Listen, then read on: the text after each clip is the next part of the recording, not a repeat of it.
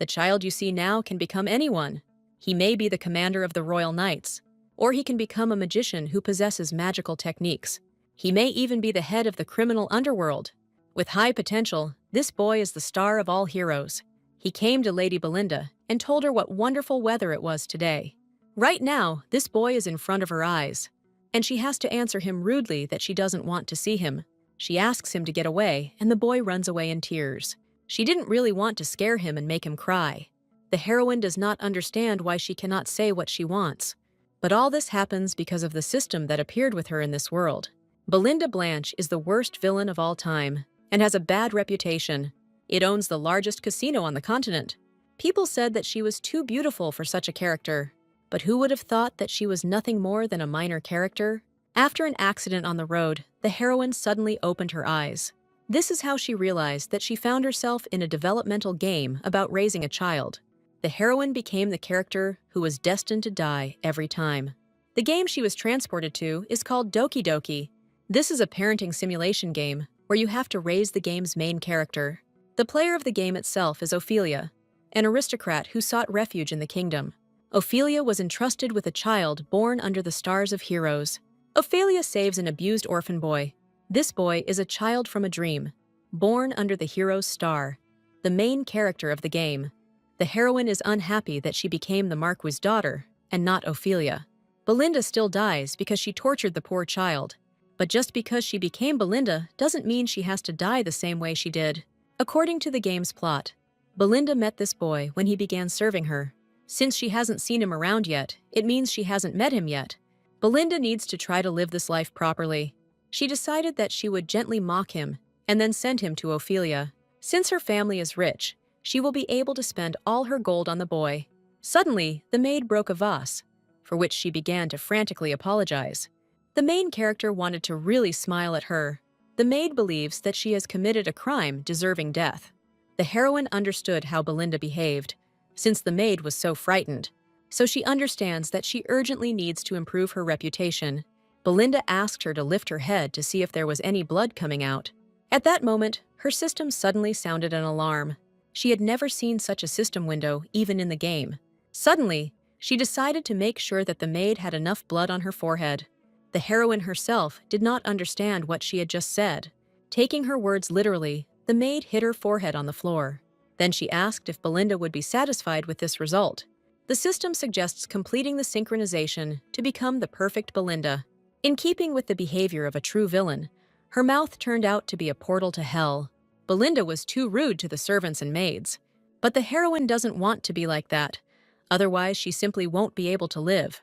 She is sure that there is some way to turn off this translator. She noticed the system window she had seen recently.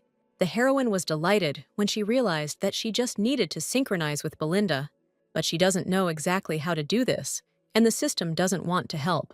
The maids suddenly knocked on her room door and asked her to come in. They will help her get ready for dinner with Mr. Chauvel. The heroine remembers that this is Belinda's older brother. All she knows is that it is mentioned in the game's plot. But if she wants to know more about Belinda, she needs more information. Soon the maids completely transformed Belinda. As the heroine thought, it was not for nothing that Belinda seemed so beautiful. Even though she is a violator, she remains an irresistible beauty. Her hobby is indulging in luxury. With such an appearance, she always attracted attention. The heroine decides to change her image because she doesn't want to live like that. These black tones of the dress gave her a more gloomy look. That's why Belinda came to the meeting in a different dress. Chauvel was already worried that Belinda wouldn't come. Chauvel is Belinda's cousin. Belinda lost her parents in an accident. Her uncle took pity on her and adopted her. The Marquis loved her more than his own son. Because of his loyalty, Belinda could be open about her nature. Apart from the loss of her parents, the heroine and Belinda have nothing in common. For Chauvel, she is just a sister who has brought shame to their family name. Chauvel suddenly compliments her dress, saying that it suits her very well. It turns out they are closer than the heroine thought. She wanted to thank him, but Belinda's true nature came out. She asks if she gave him permission to call her so casually. The heroine didn't want to say this at all, but the words just flowed out of her mouth. In the end, she decides to shut herself up with a piece of meat. She wants the Marquise to come quickly and resolve the situation. Chauvel asked her what had upset her so much again. He even decided to let her down for not wearing a morning dress. It turns out that only a day has passed since their father's funeral. Shuval said that his father died, and he does not want to fall into despair. He believes Belinda should have continued to resist. Belinda asks him to move away from her, causing all the dishes to fly onto the floor. The young gentleman suddenly started bleeding. The heroine didn't understand what they were talking about, because she hadn't done anything. But when she turned around, the picture was worse than she thought. But Shuval assures that everything is fine, and the cut is not that deep. He heard Belinda grab her maid by the hair and slam her head against the table. But the heroine saw that the maid hit herself then. The maids are already whispering about how crazy Belinda is. They discuss how she didn't even bother to wear the right dress. Now it became clear to her that Belinda had no ally in this house. She was not born with a golden spoon in her mouth, but only with an imitation of one. The newspapers write about how her older brother pays off her debts, although she is sure that he provoked her and invented crimes. There must be reasons why Belinda became so hot-tempered, but all she wanted was to get along with her family. In her past life, she lost her parents and lived with her aunt. Then she ran away to start living on her own. But there is no point in remembering the past anymore. The translator works without deviations even in written form. It won't activate if there's no one around Belinda listening to her. The heroine never learned the details of how to increase synchronization. 80% of Belinda's death is connected to our hero's patrons. The patrons recognized the protagonist's talent and helped him. At the same time, they punished Belinda for her cruel treatment of the protagonist. If she continues to insult the main character, she will definitely be killed. Her priority is to simply escape before it's too late. But literally, at that very moment, they bring her a boy who will now be her servant. Belinda's personal maid quit, and there was no replacement. The boy is an orphan whom Shuval took in to help. Belinda realized that this was the protagonist, but she's not sure the main character should be so shabby and thin. Right now, the system window does not appear when it is needed, so Belinda decided that she should examine the boy first. When he showed his face, Belinda was convinced of his cuteness. The heroine was convinced that in real life, he was 1,000 times more attractive. She meant to compliment him, but Belinda's actual words were that he looked like a dog. If she needs something, she can entrust the work to this child. He said that he had already lived for 9 years. Thinking that Belinda was unwell, he wanted to call the doctor. Belinda shouldn't scare him with her angry face, but she can't control it. There are about 6 months left until the start of the game. When he turns 10, he will meet Ophelia. Now that the heroine has seen his face, she can leave without regrets. But if she runs away now, she doesn't know how he will live until Ophelia. The boy knows how to clean well and repair cracks in shelves. He also knows how to make furniture brighter and cleaner. The boy says he will do whatever Belinda wants. He assures her that he will be useful if she gives him a job. After the heroine left her aunt's house, she had to work hard. And in this harsh reality, the main character was her only joy. If she just ran away, his future would go wrong because of her. That's why Belinda decides to stay with him for these 6 months. And in 6 months, they will separate from him forever. Belinda promises herself to deliver the protagonist into Ophelia's hands unharmed. When she asked him what his name was, he said he didn't have one yet. A system window notifies her of the task of giving the main character a name. She is surprised that she is allowed to name him herself. It turns out that they give her the title of Chief Guardian.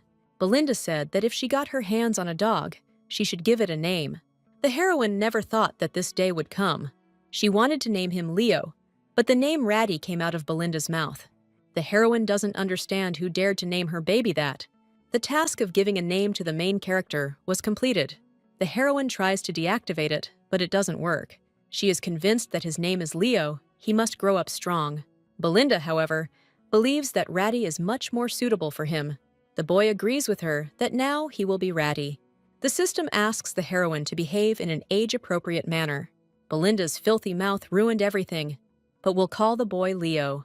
But the heroine is in no hurry to give up and asks Leo to follow her. As his mistress, she gives him the first order. Leo thinks Lady Belinda really does look scary. However, he is glad that he was not sent to an orphanage. Belinda asks him to wash himself thoroughly. He needs to obey her and polish himself until he shines. After this, Belinda orders him to eat every last crumb. But Leo asked her if she really wanted him to eat it. But this is not the first time he has eaten spoiled food. He's going to swallow it down faster before he can taste it. But, unexpectedly for him, It turned out to be very sweet. As a result, Leo ate until his belly became round. Washing and eating until you're full seems to be that very work. Still, he even got a name, which he didn't expect at all.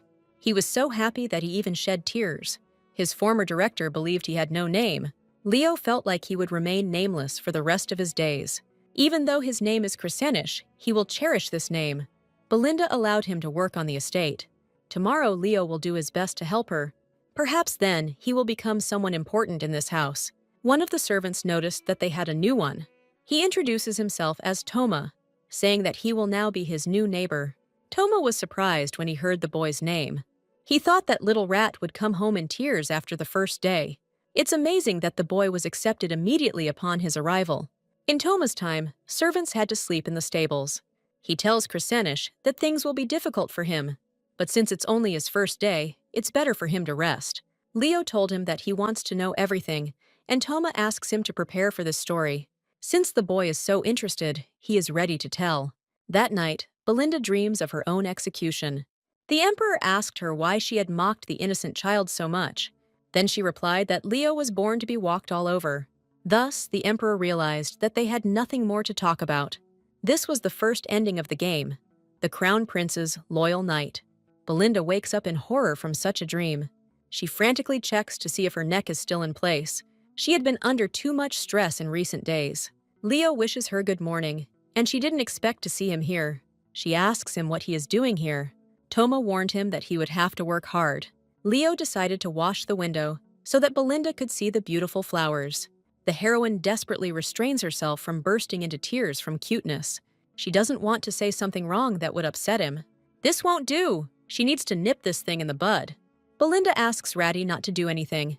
He thought about other work besides cleaning, but Belinda forbade him. She asked him not to do anything, just sit in the corner. She doesn't understand why Leo looks like this when she lets him rest. But the boy asks if he can at least make his bed. He wants to shake out the blankets and make them up. Belinda finally agreed, albeit with difficulty. She warned that not a speck of dust should remain on the blanket. Leo doesn't exactly look like a cleaning fairy, but for some reason, he likes it that way. The heroine definitely senses some kind of misunderstanding here.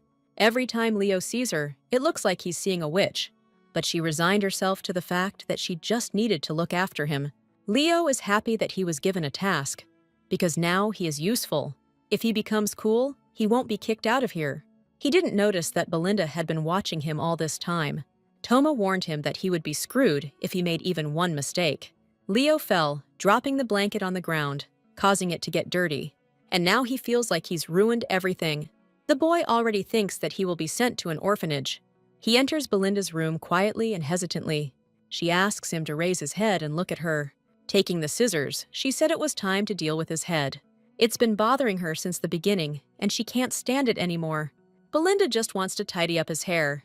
Belinda's mouth blurts out that he can walk without his head. Leo started crying, promising that he would be a good boy. He begs Belinda to spare him, bursting into tears. The heroine wants to tell him that this is just a misunderstanding. Leo was so frightened by her words that he lost consciousness. While Leo is unconscious, he dreams of the director dragging him to the dungeon. The man calls him a useless brat. He saw Leo sleeping in his room, and he said he was just very tired. Until the morning, Leo will sit in the dungeon and think about his behavior.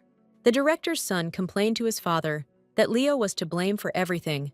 Leo envies this boy because he has a mom and dad. If only Leo had this, he would be the happiest.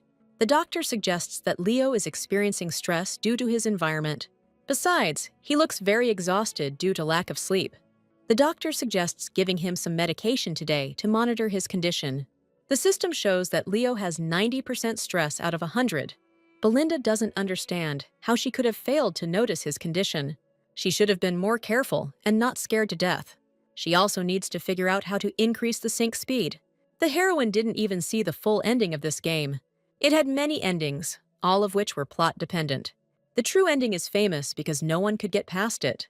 Belinda was confident that she could take care of this child. She wondered if she should change her plan now. Suddenly, she heard Leo muttering something in his sleep. Belinda noticed that he was sweating and having a nightmare. In a dream, a boy calls for his mother. He whines quietly and asks where his mommy is. But the only adult Leo can trust now is Belinda. She is afraid to be near him because she is afraid that she will be killed, like in the game. But right now, Leo is just a boy missing his mother. Belinda is genuinely surprised she didn't notice. She's very sorry she was such a cowardly adult. No matter what happens, Belinda promises to protect him. She leaves a kiss on his forehead and wishes him sweet dreams. After this, Belinda called the maid. She asks her to call the manager immediately. Belinda said she wouldn't repeat it twice. When Toma woke up, he was surprised that Leo was not there. Toma thought he had escaped and given up so quickly. Suddenly, he hears someone saying what a luxurious life he has. It was Belinda who realized that Toma had said all sorts of nasty things to Leo. Toma, shocked, asks what brought the lady here. She can't stand it when someone touches what belongs to her. Belinda asked how he dared to encroach on someone else's territory. Toma said he had no idea what she was talking about. But he, more than anyone, should know what happens when someone makes eye contact with her. The system window shows that the synchronization is 0 out of 100. Belinda warned that next time it would be his neck under her thumb. After that, synchronization became 1 in 100. Belinda set her sights on Tom, promising to be the end of him. The maids whisper that Belinda caused a commotion in the servants' quarters. Now she understood how it all worked. After that, she started yelling at the servants, saying how useless they were. She asked for a red carpet to be laid wherever her foot stepped. From this month onwards, she is setting new rules in the estate. It turns out that in order to increase synchronization, she needs to act like Belinda. Of course, she's worried about the fatal ending, but oh well. Shuval asks if Belinda is causing trouble again. She was quiet for a while, and now again. But Shuval asks to leave her, because now there is no reason to bother her. The assistant informs them that they have received a letter from the notary, and the will arrive soon. Tomorrow, it will finally become known who the heir is. The assistant assures that the young master will definitely become the heir. Shovel chuckled, because they had been working towards this day for so long. He plays the role of the stupid little brother, doesn't raise his head. But today, Shuvel is ready to take off this mask. He says that Belinda needs to find a husband who cannot have children, because she hates them. And if she has a child, they will try to take money from their family. The assistant bows understandingly, promising to find a suitable one. Later, Belinda came to the garden where Leo was sleeping. When he woke up, he was scared, not expecting to see her here. He apologizes because the hammock was too cozy. She asked how long he intended to sit on the ground. He tries to sit elegantly, like Lady Belinda. Behind her serious expression lies a touching emotion. Leo didn't expect her to smile at him. Belinda asks Ratty to open his mouth. She gave him something crispy that melted right in his mouth. This is his reward for taking care of the hammock. In her mind, the heroine is glad that he likes the scent of lemon. He thanks her for giving him these lemon snowflakes. He said he would prepare to leave this evening. He is ashamed of all his mistakes, and that he couldn't even shake out the blanket properly. He spent whole days lying in bed, claiming that he was sick. Leo failed to serve properly, and he apologized for it. That's why he was so upset. But all she wants from him is for him to always be healthy. Belinda doesn't know if this is too much for her. She says he's so skinny he's no good. So now he has to eat everything she gives him. It's his job to eat a lot and grow big. In the future, he will become a useful servant to her. Leo agrees and promises that he will try his best. He will start eating a lot to grow into a big mouse. Belinda blushed when he finally understood everything. She didn't expect to see the boy smile at her. Belinda tries to keep a straight face, but it's not working. Suddenly, the head maid approached them. Shuval insistently asks her to visit him. She doesn't want to ruin her precious time with Leo, but the maid insists that she must go. She reported that a notary had arrived at the estate with the will of the late Marquise. The maids are indignant at how long they will have to endure this abuse. Once Shuval is appointed head, Belinda won't be able to say another word. But it seems that not everyone knows Belinda's true origins. Noticing that the lady was there, they switched to whispers. But Belinda heard them talking about the inheritance. No matter what share Shovel gets, Belinda will still not stand aside. But an unmarried royal daughter cannot inherit property worth a certain amount. But they say that when a rich family breaks up, even the third generation survives. Next, we move to the reception area of Blanche's house. Belinda wondered why there were so many onlookers there. Shuval greets her, saying that it has been an eternity since their last meeting. He heard that she got along well with her new servant. Despite his young age, he is doing an excellent job. But Shuval deliberately sent Leo to completely destroy her reputation. It is not necessary to set up a child, even if they have a bad relationship. Noticing that Belinda was not looking well, her brother asked if she was feeling ill. But she is not a fool and will not fall for his tricks anymore. At this point, reputation doesn't matter at all. Just like Belinda, she should tease Shuval. She asks how a nobody like him dared to touch her. Belinda thinks he just wants to disgrace his noble blood. Shuval is not one of those who easily reveals his true face. When everyone was gathered, they needed to hear their father's last will. The priest swears in the name of the law and God that he will speak the truth. He also confirms that there is no distortion here. The Marquis wrote that he intended to pass on all responsibility to the next generation. He bequeaths his title to his eldest son, Shuval Blanche. None of the guests were surprised, because it was expected. Belinda also doesn't care whether Shuval becomes the leader or not. All that matters now is the share that should go to Belinda. The Marquise left her 100,000 gold coins and an extension to the mansion. Some people laugh that the amount is so small, but judging by the current economy, it can survive for a long time. In addition, the Marquise left her 3 more mansions, a forest, and partial ownership of a beach. Also owns the Harrington mine in the north, and all the contents of the personal safe, previously belonging to the head of the family. Obviously, this situation irritates and displeases Shuval. And all this time, someone among the guests was secretly watching them. The property inherited under the pretext of a marriage fidelity is a whopping 40% of the entire fortune of Blanche's house. Belinda's future husband will be chosen based on her preferences. If she dies in an accident, all activities will be made public. Thanks to these conditions, Belinda is not afraid that Shuval will harm her. The heroine wondered why Belinda had not taken advantage of this opportunity. The store clerk prepared Leo according to all of Belinda's requests. Now he looked like the Leo Belinda knew.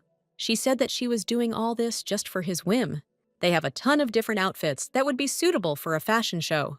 Belinda orders Ratty to try it all on. The first outfit is for walking, bright yellow. The second outfit serves as a costume for games. Belinda was then shown the perfect look for the events.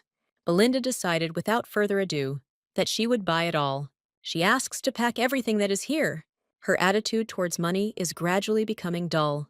The saleswoman said that Belinda had excellent taste. She shows her another costume that is hard to resist. Suddenly, the system notified that the synchronization had increased by 1. Leo asks her what he did wrong because it's all too much. But there are enough purchases for today, and Belinda asks to load them into the carriage. Today, she is walking with Leo. The weather is wonderful, and she wants it to always be like this.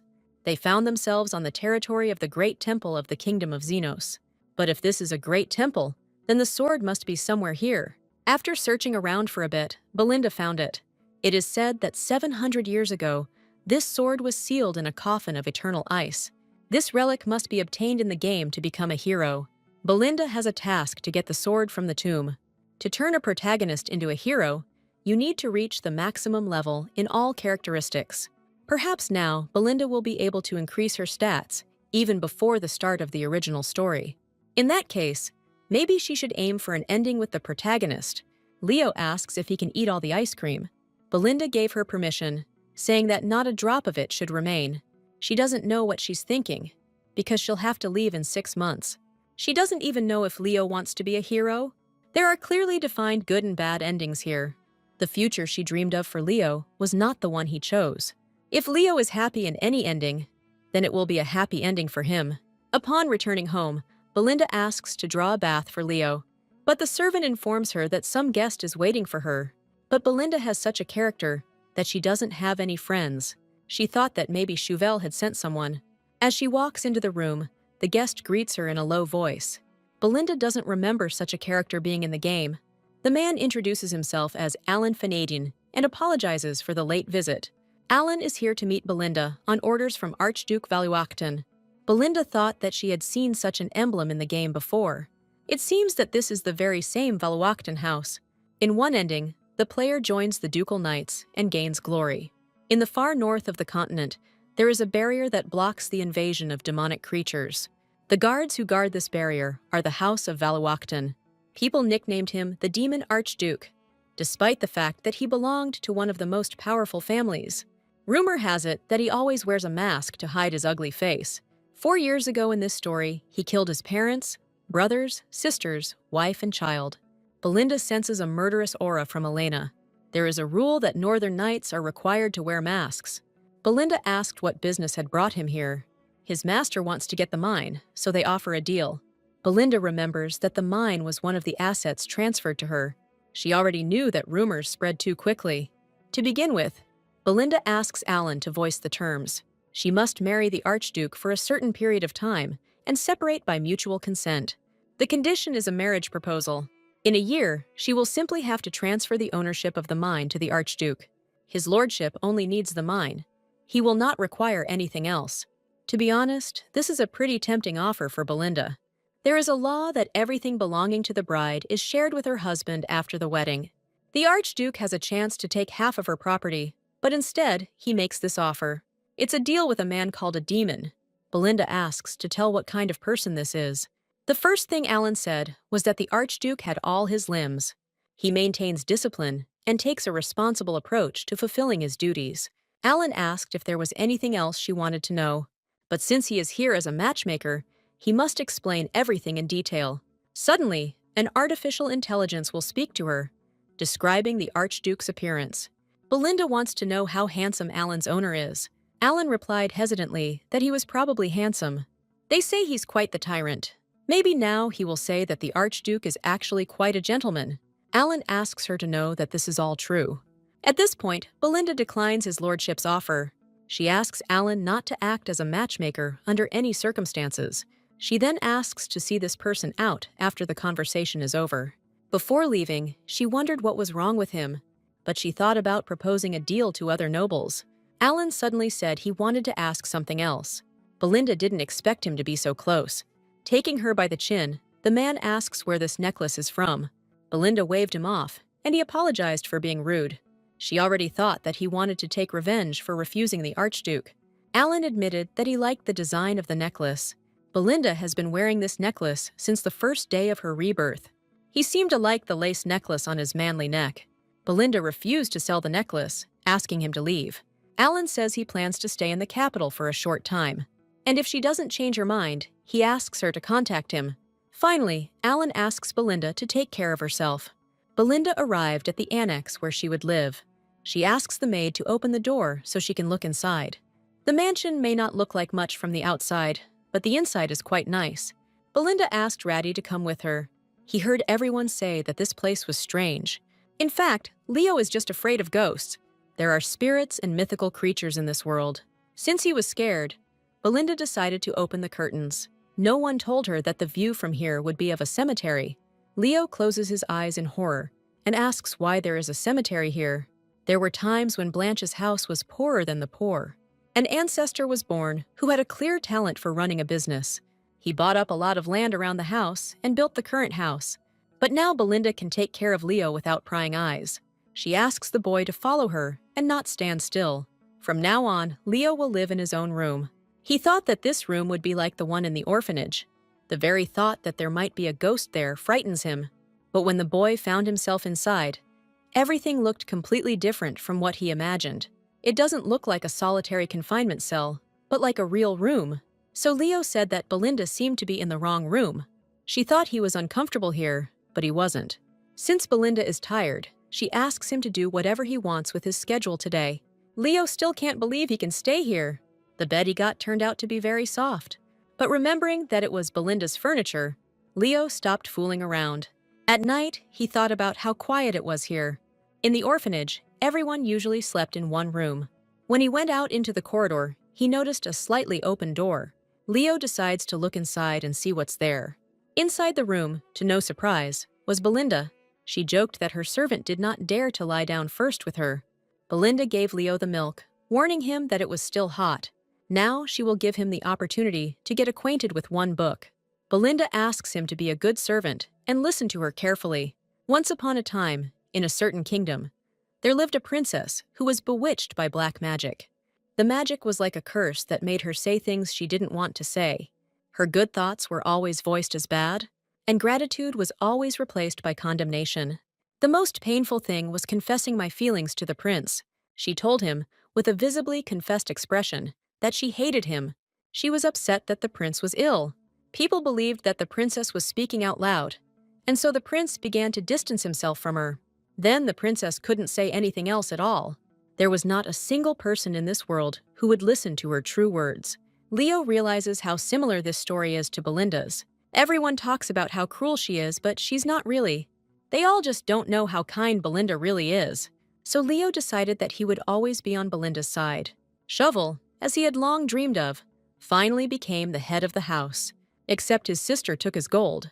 We need to ask His Highness the Prince what he thinks about charity projects. If a large sum is donated to the society, His Highness should be interested in it. Shovel can't believe that Belinda was so dear to her father. Suddenly, Belinda felt a chill run through her, as if someone was remembering her. She is sure that it is Shovel who remembers her. This survival game is quite brutal from Belinda's point of view. It would be nice if she had spare lives, and now she thought deeply about it. She needs permission to use the feature in the store. It turns out that the store really does exist. This means that premium items should be there. Of all the other things, there is only one thing that Belinda wants to buy. This is a first-class healing potion that is said to resurrect even the dead. A thing that can even restore limbs. This item was indispensable even during the game. Based on its description, whoever created it must be a Vivian mage. Belinda came to the place where the magician often comes to find her. She will have to wait here to find it. Meanwhile, some girl is begging for a piece of bread. This man in a black hood looks suspicious.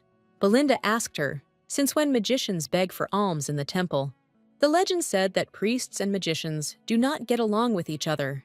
The priest, as he said, there was no food, and asked the magician to leave the area. But Belinda told her that their conversation was not over yet. The girl looks as if she has been hungry for a very long time. Belinda suggests asking her for alms instead of God. But the magician cannot accept such kindness from a stranger. Belinda asked if she wanted fresh vegetables or stewed meat. She also offers fresh steak with an incredible sauce. It seems that this is exactly what interested the girl. When Belinda treated her, the magician thanked her for the food. She may look like a vegan, but she has a good appetite. In the game, this girl appears as a ghost. In the game, you need to complete her dying task. This means that Belinda now has only one chance to get her lives back. She asked if the girl was familiar with the meteor beacon, the nest of the migratory twin birds. These are the names of magical items that are popular in stores. The girl nervously replied that she didn't know anything like that.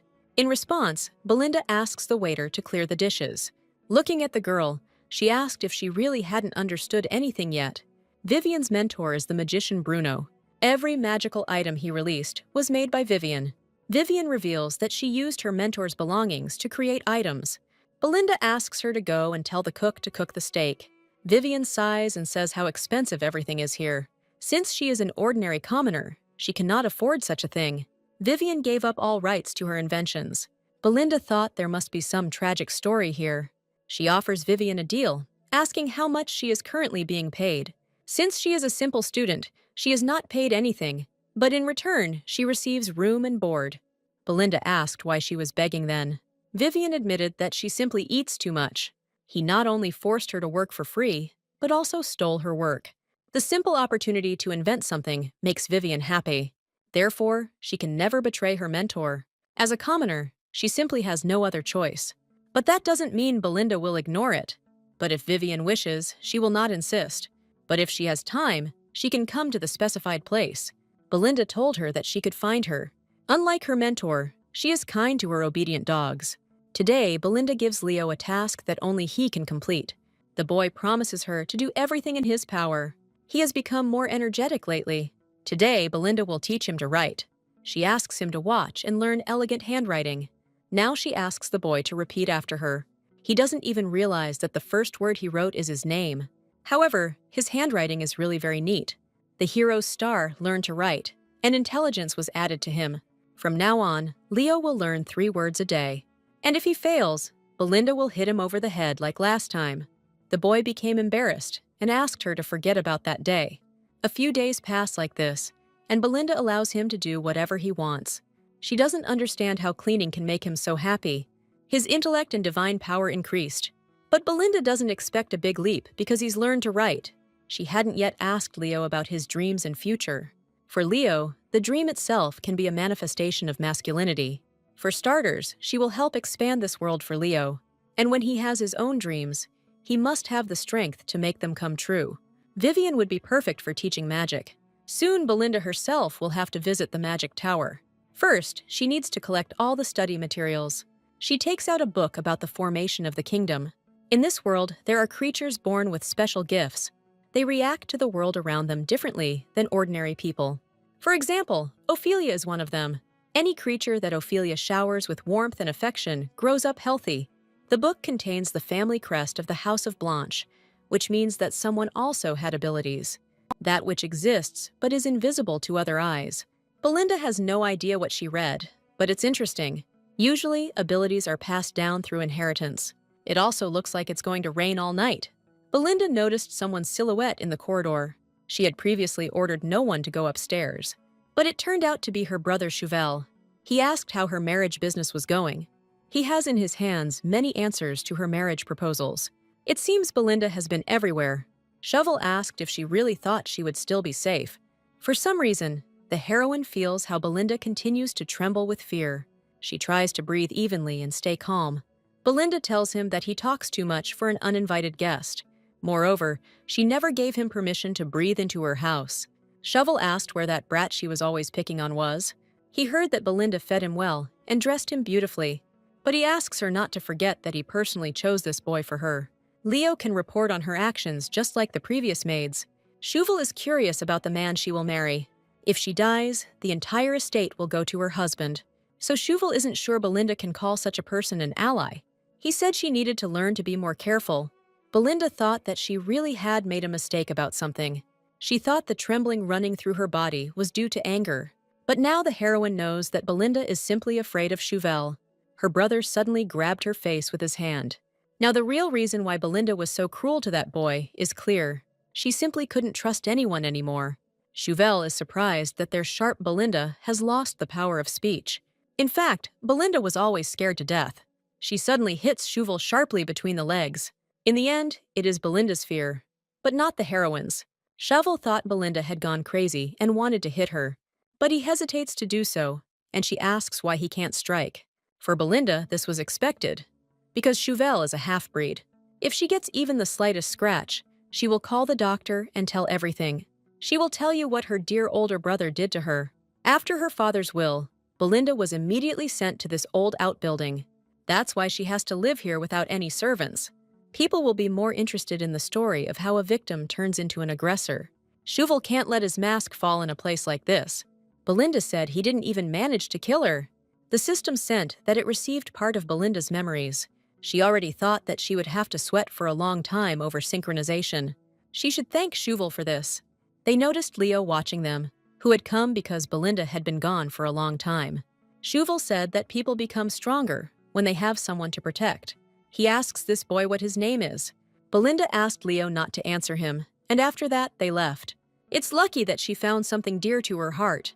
Leo wondered why Belinda said that Chauvel had failed to kill her. It seems to him that they had a big fight. In that case, he decided that he had to be the one to protect Belinda. Now, Belinda will have to be more careful, since Leo is now in danger. Still, she thinks she was really cool back then. After calling up the system window, she saw that she had received a reward for completing the task. Belinda remembered the talk about the reward. Now she decides to open and look at Belinda's memories. When Belinda was little, she heard someone crying in the bushes. Then she asked the young gentleman what had happened, but the man became frightened, mistaking the girl for a ghost.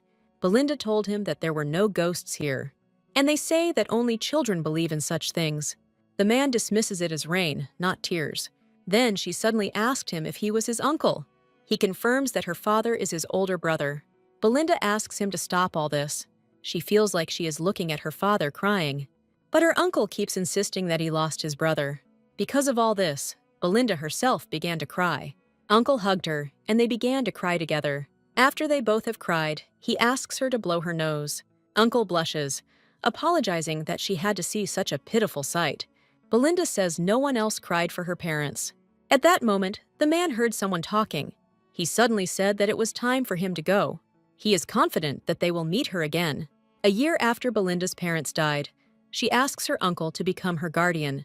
There are too many leeches around her now, that want to attach themselves to her. She needs someone honest who is not greedy for money, and who loved her parents, who can be just as kind to her. Therefore, she asks her uncle to become her legal father. Before this conversation, he asks the servants to leave them. He told Belinda that she couldn't just talk about things like that. If he becomes her father, then he will have to become the head of the house. But he can't do this. It's hard for him to even think about it. It's enough for him that Belle calls him uncle. The girl started to freak out because she needed him to become her dad. While he tells her it's not easy, she continues to cry. The man lifts her up, warning her that she might get hurt. She can't roll around on the floor like that. She might get bruises. The next time, her uncle asks her to be capricious on the bed. This time, he really can't fulfill her request. He already has a son, and if he becomes her father, her rights to inheritance may be denied. The man asks her to understand him, because this is all for her own good. But Belinda asked why he was so kind to her then. She doesn't understand why he sits with her all night when she's sick. He always visits her every evening to have dinner with her. Because of this, he made Belinda weak so that she could learn everything on her own. Even if she is naughty, she still wants to become his daughter. Uncle tries to calm her down, but Belinda runs away from him. She decided that she would not say another word to him. Uncle asks if she remembers him talking about his wife who died in childbirth. He admits that he always thought of Belinda as his daughter when he lost his wife. Then the man asked if that wasn't enough for her. When Belinda came out, she said that this was not enough. She needs proof that she really is his daughter. He knows he can be a good guardian, but he's not sure he can be a good father to her. But Belinda can't say she'll be a good daughter either. The girl, with tears in her eyes, begs her uncle again. Sighing, he asks what he should do with her. Soon he showed her documents confirming that he was her guardian. The place of official heir will still belong to her. In response to these words, the girl hugged the man. He hugged her back, mentally thanking her for becoming his daughter. Now, the heroine understood that these were Belinda's memories. But she needs to understand that these are Belinda's emotions, not hers. It seemed she had been gone for so long that Leo became worried. The boy asked her to wait for a minute and ran off somewhere. When he returned, he handed her a white handkerchief. Leo said that she could wipe away her tears. Belinda didn't realize when she started crying. This is because these are the tears of Belinda, and not the main character. He must have been very worried when he saw her crying. Belinda says she'll take care of this handkerchief, but Leo borrowed it from a guest, so the handkerchief must be returned. It turned out to be Alan, who says that the scarf does not need to be returned. He asks Belinda if he can talk to her. He arrived to hear the lady's response to the gentleman's proposal. He said that they would prioritize any lady's choice until she gives him ownership of the mine. That day, Belinda visited the mine to understand the Archduke's true intentions. They say that this is the only place where high-quality stones can be mined. But somewhere in the area of the mine, there is a gate connected to the demonic world. Demonic energy turns those around it into demons. That's why the Blanche family grants special rights to extract the stones. They make a profit by selling the stones throughout the kingdom. Belinda said the Wallowachten family were unable to maintain their trade. Since the Archduke was unable to establish a trade route, he had no use for the mine. But Alan replied that he could not say anything about it. Belinda has been worried about Chauvel's behavior lately. Belinda's life in the game usually ended due to accidents. Previously, the heroine thought that this was how they wanted to show the heroes the ending, where good triumphs over evil. She needs a supporter who will protect her. Besides, it would be nice if the Archduke provided her with a knight. Eventually, Belinda agrees to look at the contract. She was wearing lie detector glasses, a recommended item for the protagonist's upbringing. This is the special award she received, along with the piece of Belinda's memory. It was one of the items that was immediately in the inventory. When she played the game, she never used these glasses. But now she will do it to find out if this man can be trusted. A display similar to a heart monitor appeared above his head. Belinda asks again why the Archduke needs to go into the mine. Alan says his lordship wants to seal the mine. This place is like a goose that lays eggs. Then Belinda asked if he was one of those who kill for money. She began asking Alan questions, to which he answered truthfully. She even doubted that the glasses worked at all. And then she asked if it was true that the Archduke had killed the family and then inherited the title. After a short pause, Alan replied that it was true. Belinda noticed at that moment how his pulse had changed. Once home, Alan, having taken off his mask, thought about her question. He has a wind-up bird in his cage that he decided to turn on. As soon as she gets wound up and wakes up, she calls him Archduke Caesar. The bird asks Caesar why he just came. He replied that he was here now, so everything was fine. The bird complains that she has to sort through a pile of papers every day. Caesar tells Fanadin that he is too noisy, but Fanadin, just in case, asks the master if he is resting. She asks him to imagine how wonderful it would be to spend time relaxing. But the Archduke suddenly announces that he has found a job. In addition, he states that he is engaged and will soon get married. Fanadin doesn't understand what's happening. Due to the death of the Marquise, the mine became a frozen asset. Caesar must get his hands on this mine as soon as possible. Fanadin thinks that something bad has happened and is worried. Caesar asks him to stop talking nonsense and take a closer look at Lady Belinda. Fanadin guesses that this is Lady Blanche. He is confident that she can catch demons with one hand. He even recalls how they tried to guess Caesar's ideal type. But Caesar had heard that such a girl was just Fanadin's ideal type. After this, he switched off the bird, leaving it in the cage. Caesar heard that Belinda was so heartless that she did not attend the Marquise's funeral. But Caesar saw how she mourned the death of her family. There are times when rumors become reality, and Caesar feels like someone is spreading bad rumors. Royal approval for marriage takes 6 months. Yet these procedures are too complicated. If the marriage is dissolved, Belinda's safety must be guaranteed. She remembered Alan saying he would stay in the capital. According to the terms of the contract, she trusts him with her safety. There is no one more honest than Alan. Even Chauvel cannot beat him. Alan said she didn't even consider other knights. It's a pity that he will be working for her during his vacation. She tells Sir Fenadine that she chooses him. Belinda assumed he would be bored around her. She offers to teach Leo how to use a sword. But first, Alan asks her to sign a contract. From that moment on, Belinda appoints him as her personal knight. Belinda truly trusts him with her life. So a week goes by as he teaches Leo how to use a sword. Leo told the master that the sword was too heavy, but the man replied that he had simply lost his balance. Besides this, Leo needs to correct his posture. The boy noticed that Belinda had been watching them all this time. Leo shows interest in the sword and listens attentively to Alan. It would be nice to choose a future in which he becomes a knight. But Leo has a long way to go. Alan asks him not to forget what he taught him.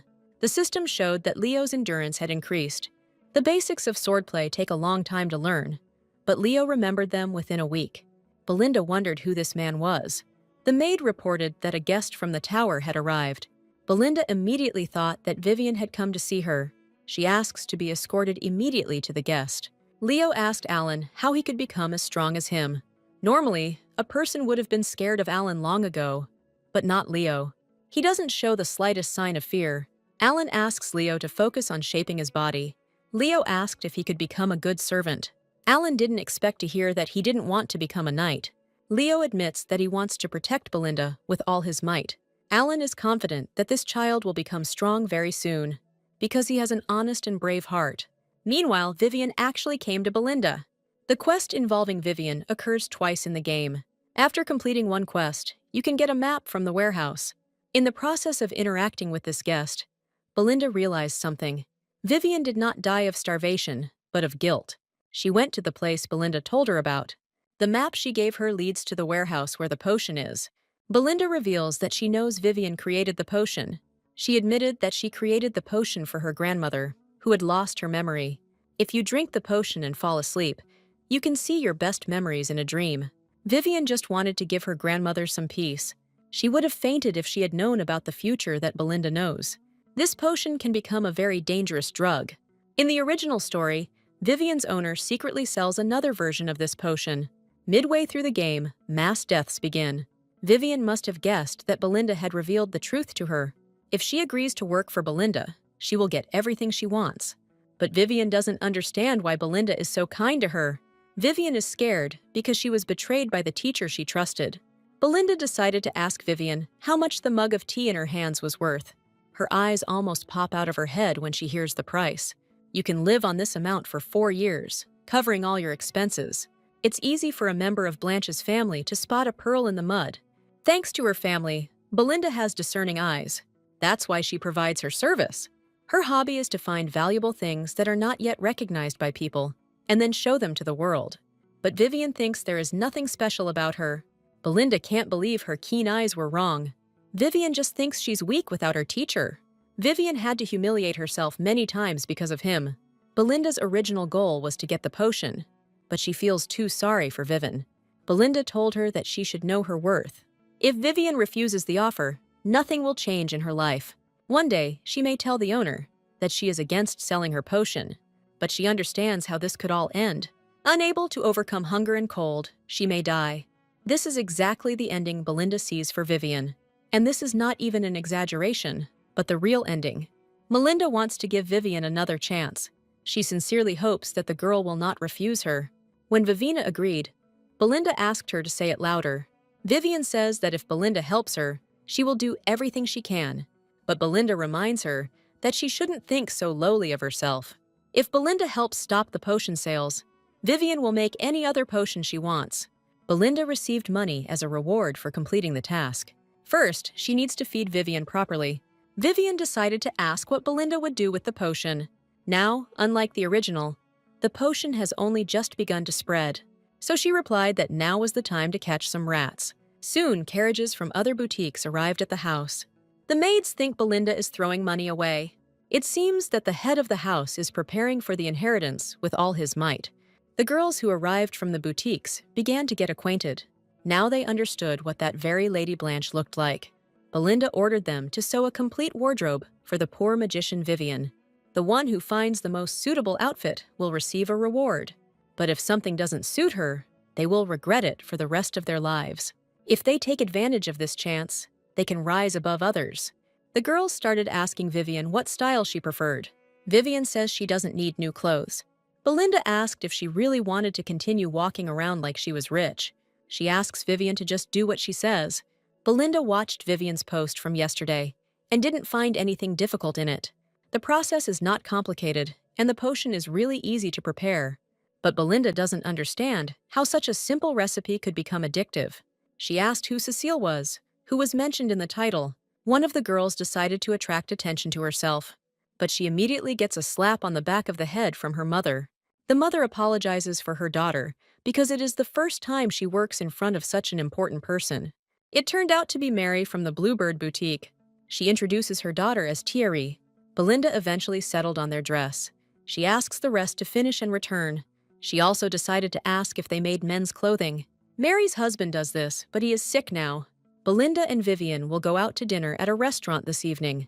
Some things may resolve themselves. At night, Thierry decided to sneak into Belinda's house. She finds an open window and climbs through it. The room she found herself in seemed to be empty, so Thierry immediately began searching. Suddenly, she heard a man's voice behind her. Realizing that she has been caught, she decides to escape through the window. Belinda tells the knight to remember that she must not be killed. They need to try to be quiet so that Leo doesn't wake up. Thierry didn't expect the knight behind Belinda to be so strange.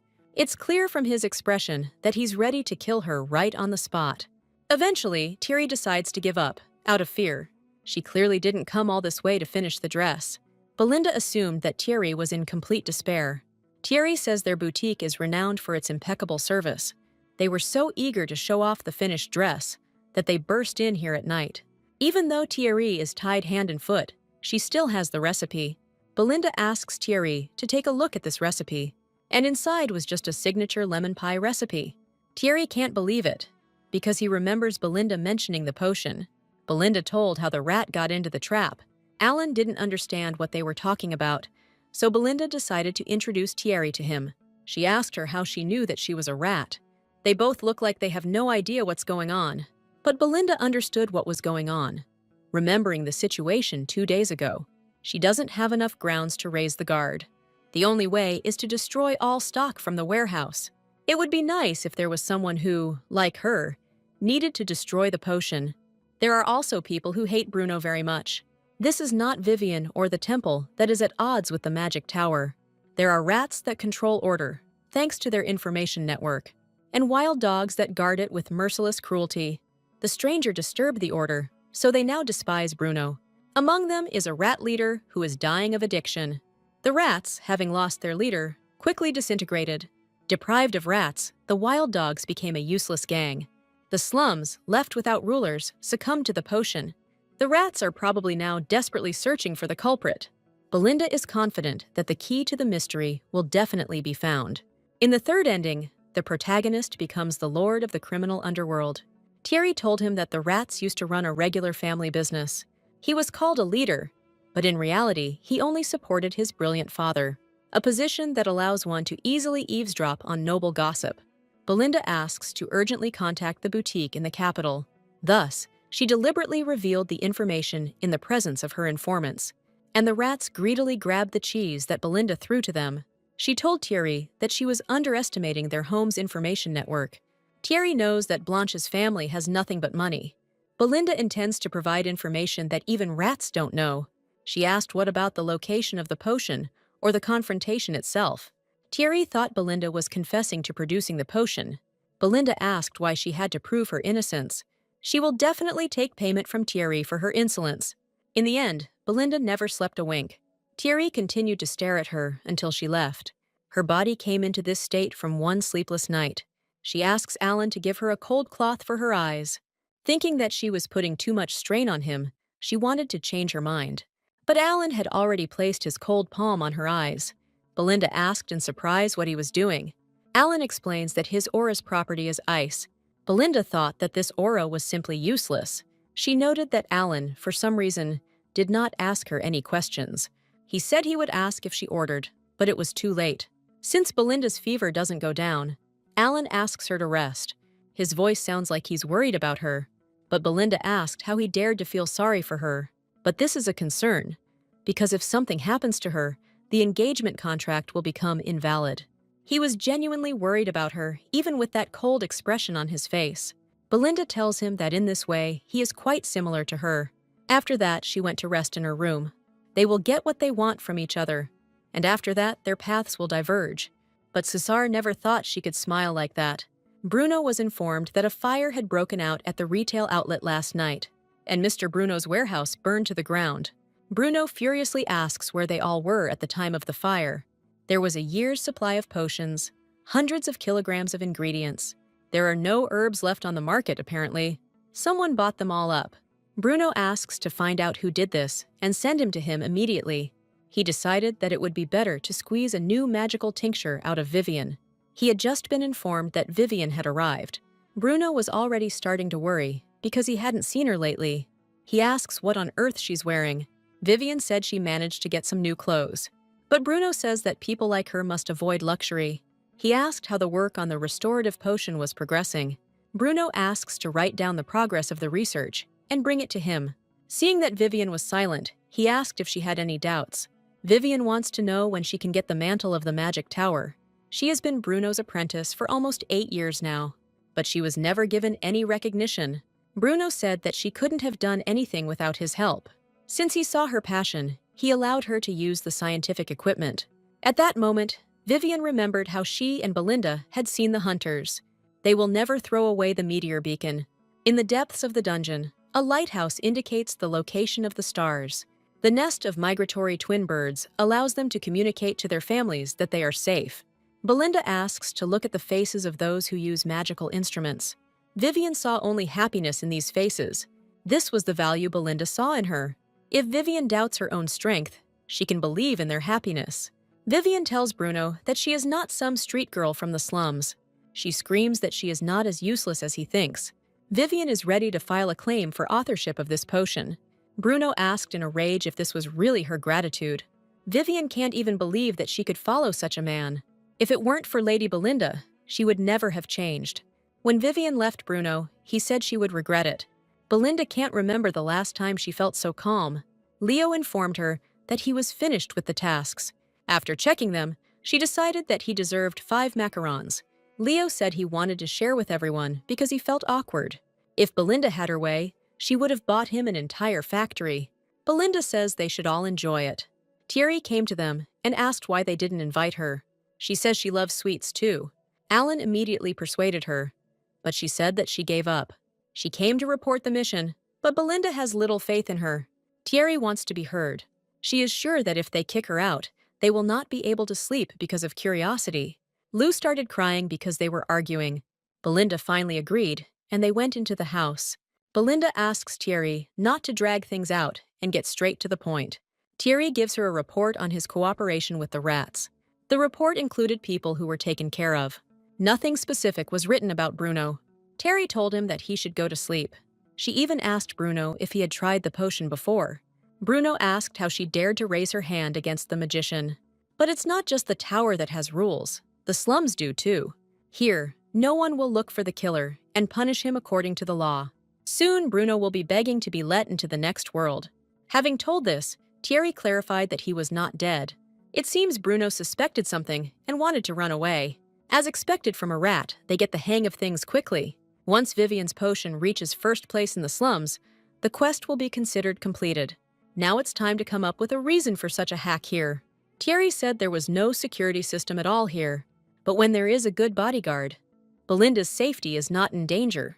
But what about when Belinda is changing clothes or taking a bath? Belinda is shocked that Alan is thinking about this. She said that she would make sure that no one would enter the estate without reason. 2 days ago, Thierry had a dream that she broke into the estate and stole something. She asks not to worry and just look at her statement. Her specialty is murder and her hobby is dispatch. The only one who can protect Belinda from the threat is another mercenary. Thierry officially applies for the butler position. Thierry is a newcomer, but he is quite suitable for the role of butler. Belinda wondered what she was doing now. Thierry's parents told her to take a few months to reflect on her life. So Thierry came to Belinda to repay her kindness. After struggling with this all night, she came to the conclusion that she wanted to protect Belinda. The lady's personal information was passed on to the guilds, where they are considering her murder. That's why Belinda hired a northern knight to protect her. Thierry vows to protect Belinda until he repays her. And that's how she hired a hitman as her butler. Soon, Belinda showed Vivian her new workplace. From this day on, she will be a temporary maid, so she can stay here. Vivian promises to prove that Belinda identified the talent correctly. Now, Vivian has been transformed and blossomed. Belinda asks her to try to make a potion that can heal any wound. Vivian says she will do whatever she says. Belinda will give her the opportunity to learn magic. Vivian said that she didn't have to worry about her. A few hours later, Vivian wrote out an explanation of basic magic. Belinda didn't understand anything at all, although she had always been an excellent student.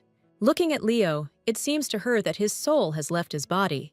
But, judging by the fact that his intelligence had increased, he understood everything. Leo was so excited that he kept stomping.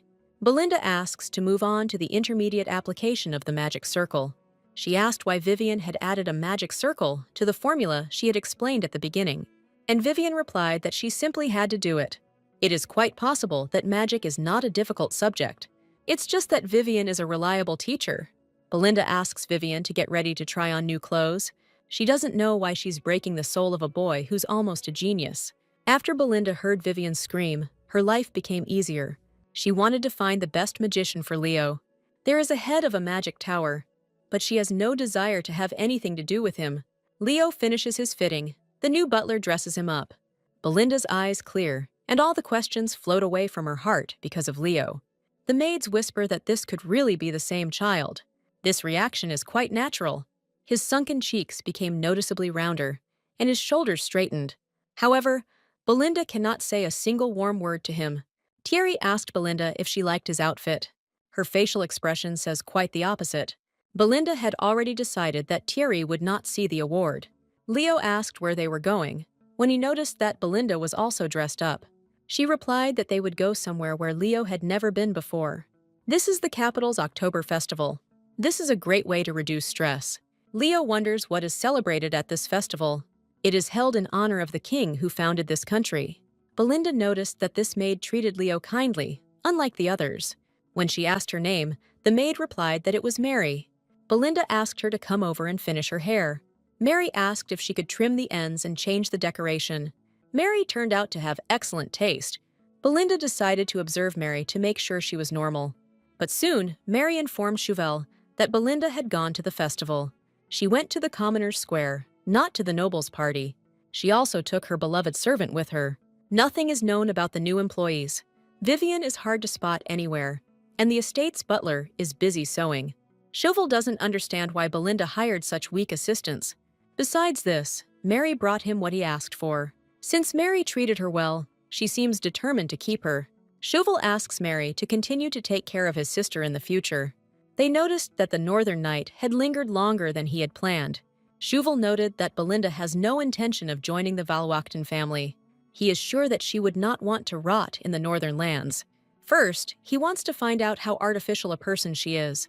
This way, they can find out if the Knight is really the one who can protect her. Since joining, he has not had the opportunity to even take a sip of water. Chauvel gives a tuft of hair to his raven. He thinks the raven wants to hurry up and swallow this hair. This evening, he will send a raven to his parents. Leo had never seen anything like this festival before. He thought that he could become stronger if he had a real sword. He wanted to tell Belinda what he saw, but suddenly he got lost. He clearly remembers that the lady and the knight were nearby, but not a second passed before Alan found him. Leo did the right thing by staying put. Judging by the expression on Belinda's face, she is angry. Alan made it clear that they found him quickly. Belinda said that Leo would have to put on a leash. Alan thinks this is too harsh. However, she forced the boy to give her his hand. After this, Belinda asks Alan to show them the way. She noticed that Leo was staring at something. He noticed the cotton candy, wondering why people ate clouds. Belinda clarified that it was called cotton candy. But if you think about it, Leo hasn't received his salary yet. So the girl gave him her money for his work. Now she asks him to go try some cotton candy. Leo can't get enough of how cotton candy feels like a cloud. He thought it would taste even better if he dipped the cotton wool in lemonade. But when he did this, the cotton wool obviously dissolved. They originally bought 2, so there was a portion left over for the night. But Alan ate it all himself, so that no one else would get any. Belinda had no idea he was so heartless. She gives the boy more pocket money so that he can buy new cotton wool. Belinda said she wouldn't repeat it twice. When Leo was buying cotton candy, he heard a familiar voice. It turned out to be Chiron, with whom they were in the same orphanage. Chiron noticed that he had also come to buy cotton wool, but he asked with interest where he got the money. Chiron thought he stole them, but Leo denied it. Chiron told him that he was a beggar. He had neither father nor mother, and he realized that it was true that Leo had been made a slave. Because of his age, Leo cannot be considered a normal subordinate. Almost in tears, the boy decides to run away. Belinda asked if he knew the piglet. As it turns out, Chiron is the son of the director of the orphanage. Belinda wonders what he said that made Leo run back. Leo conveyed his words that he had no parents. This made Belinda very angry, which is not surprising. She tells Leo that he will have parents, but a little later, although he can even say that they exist now. When Leo asked who they were, Belinda pointed to herself and Alan. Among the speeches used by nobles, there are those which are called bluff. And now Leo just needs to bend the truth a little. Belinda wants Leo to tell Chiron that he doesn't have such a beautiful mother and a devilishly cool father in his family. Leo repeated her words with difficulty, a little hesitantly. Now Belinda asks to go to Chiron and tell him this. When Leo returned, Chiron noticed 2 adults next to him. Leo tells Chiron the words that Belinda asked him to say. Chiron can't believe that such a brat has parents. Belinda said her name was Mistress and asked what the problem was. Alan asked the shop owner to cook a large portion of food for his son. But even if they pay extra, it will be difficult to make such a huge portion. But when Alan paid him in gold, he agreed without any problem. By the end of the day, Belinda was starting to get tired. Leo has a lot of energy. He never sat down for a second. Belinda decided she urgently needed some caffeine. She noticed that Alan added a lot of sugar to his tea. Looks so cool, but actually has a sweet tooth. She asks Alan not to tell the Grand Duke about what happened earlier, that they pretended to be a married couple. Belinda was so excited that she didn't realize that the Archduke might not like it. But one way or another, Chiron was the one who started it. Since the lady had asked Alan to be his escort, he had remained silent until now. But the truth was different, and Belinda said it was better not to voice it. He had a feeling that he was about to say something inappropriate to her. She asked him to take his time and think. Alan decided to ask what she would do when the contract ended. Belinda said she would go south. She clarified that this south is further than the one Alan thinks about. When Terry mentioned that her data was floating around the guild, she wasn't surprised. Apparently, she already knew that there would be attempts on her life. If she plans to leave, Alan could find a place for her on his territory. Belinda just wants to go somewhere where no one knows her. Alan said that this is her homeland. But for Belinda, both of these places are completely meaningless. If she does manage to leave, she will give Alan the necklace. Alan decided to ask why she always wears it. This is a gift from Belinda that suits her perfectly. At first glance, a ruby looks like a high-quality gemstone, but this mysterious stone seals the wearer's mana. Belinda seems to have no idea what she's wearing. The stone has side effects such as fatigue and headaches. The Marquise's daughter carries an item that is needed to neutralize dangerous criminals. Cesar hopes that this necklace means nothing to her. Belinda said that the necklace was given to her by someone dear to her. She guesses she should have said it didn't matter to her. Alan probably thought she got it from a special person. At some point, Alan caught the falling girl in his arms. She was very scared when she looked at him. Belinda told him that people avoided him because of this mask. Someone might mistake him for a monster. But knights wear masks to warn of the danger they represent. If a man wearing a demon mask commits a massacre, he is subject to execution on the spot. Alan asked Belinda if she knew such a law existed. In fact, she thought it was just a metaphor to describe criminals. Sir Fenedon's mask seems to have something to do with it. Northern knights who hunt magical beasts are at risk of going mad. These miasmas eventually destroy humanity. As proof, the infected knight's eyes turn red. Once the transformation begins, there is no way to prevent it. So the mask denotes someone who stands on the border between beast and man. If the person wearing the mask goes crazy, he should be addressed as a demon. Alan has a bitter look, barely visible from under his mask. Belinda felt like Alan was always standing to the side, watching them. But Belinda is sure that Alan will definitely not go crazy. At that moment, the first fireworks appeared in the sky. But Belinda noticed that Leo had disappeared somewhere. Dancing people gather around and are swept away by the crowd. Alan knows that Belinda is going to go to that mouse. Therefore, he asks to be allowed to see her out. Thus, Alan will drag her along with him into the dance. Belinda did it without even thinking. Alan allowed her to lean on him if she felt dizzy. The heroine noticed that his eyes were clear and pure.